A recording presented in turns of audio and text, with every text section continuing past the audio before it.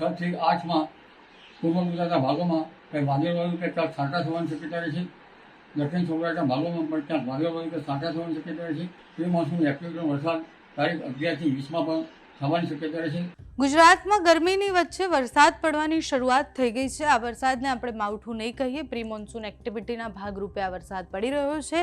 બંગાળની ખાડી, અરબી સમુદ્રમાં એક સિસ્ટમ અલગ અલગ બનેલી છે અને સિસ્ટમની અસર સાથે જ વેસ્ટર્ન ડિસ્ટર્બન્સની અસરને કારણે ગુજરાતમાં વરસાદની શરૂઆત થઈ છે. વહેલી સવારથી દાહોદ, મહીસાગરના વિસ્તારોમાં વરસાદ પડ્યો છે. વડોદરામાં વરસાદની શરૂઆત થઈ. એના સિવાય મધ્ય ગુજરાતના અનેક વિસ્તારોમાં આજે વરસાદની આગાહી છે. હવામાન વિભાગની આગાહી પ્રમાણે જોઈએ તો લાઇટ ટુ મોડરેટ રેન એટલે સામાન્ય વરસાદ પડવાનો છે.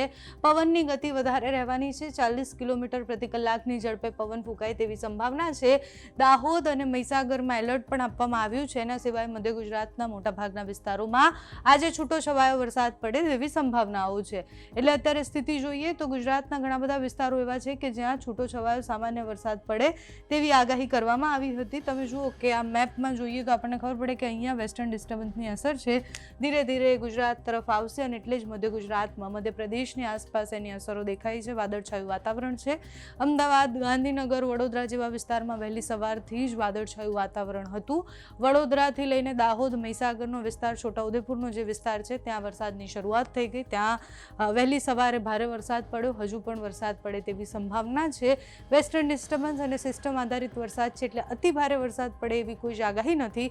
પ્રી મોન્સૂન એક્ટિવિટીના ભાગરૂપે આ વરસાદ પડી રહ્યો છે એટલે 2-3 દિવસ સુધી આ વરસાદ ચાલુ રહેશે. અમુક વિસ્તારોમાં છૂટો છવાયો વરસાદ પડશે. હવામાન વિભાગ અને હવામાન નિષ્ણાંતની આગાહી સમજીએ તો હવામાન નિષ્ણાંત અંબાલાલ કાકાએ જે આગાહી કરી છે એ પ્રમાણે 5 તારીખથી લઈ અને 8 તારીખ સુધી વાતાવરણમાં સતત પલટો આવતો રહેવાનો છે અને અમુક વિસ્તારોમાં વરસાદ પડતો રહેવાનો છે.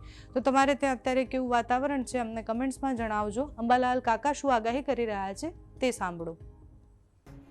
6 થી 8માં પૂર્વ ગુજરાતના ભાગોમાં કંઈ વાદળવાળું કે ક્યાંક છાંટા થવાની શક્યતા રહે છે. દક્ષિણ સૌરાષ્ટ્રના ભાગોમાં પણ ક્યાંક વાદળવાળું કે છાંટા થવાની શક્યતા રહે છે.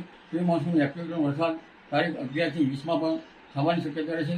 15 તારીખની આસપાસ અને 23 તારીખની આસપાસ પ્રી મોન્સૂન એપ્રિલનો વરસાદ થવાની શક્યતા રહે છે. 11 થી 20 મેમાં આકરી ગરમી પડશે અને મધ્ય ગુજરાતના ભાગમાં 44 થી 45 ડિગ્રી સેલ્સિયસ જેટલું મહત્વનું છે. 6 થી 8માં પૂર્વ ગુજરાતના ભાગોમાં કંઈ વાદળવાળું કે ક્યાંક છાંટા થવાની શક્યતા રહે છે. દક્ષિણ સૌરાષ્ટ્રના ભાગોમાં પણ ક્યાંક વાદળવાળું કે છાંટા થવાની શક્યતા રહે છે. પ્રી મોન્સૂન એપ્રિલનો વરસાદ તારીખ 11 થી 20માં પણ થવાની શક્યતા રહે છે. 15 તારીખની આસપાસ અને 23 તારીખની આસપાસ પ્રી મોન્સૂન એપ્રિલનો વરસાદ થવાની શક્યતા રહે છે. 11 થી 20 મેમાં આકરી ગરમી પડશે અને મધ્ય ગુજરાતના ભાગમાં 44 થી 45 ડિગ્રી સેલ્સિયસ જેટલું મહત્વનું છે.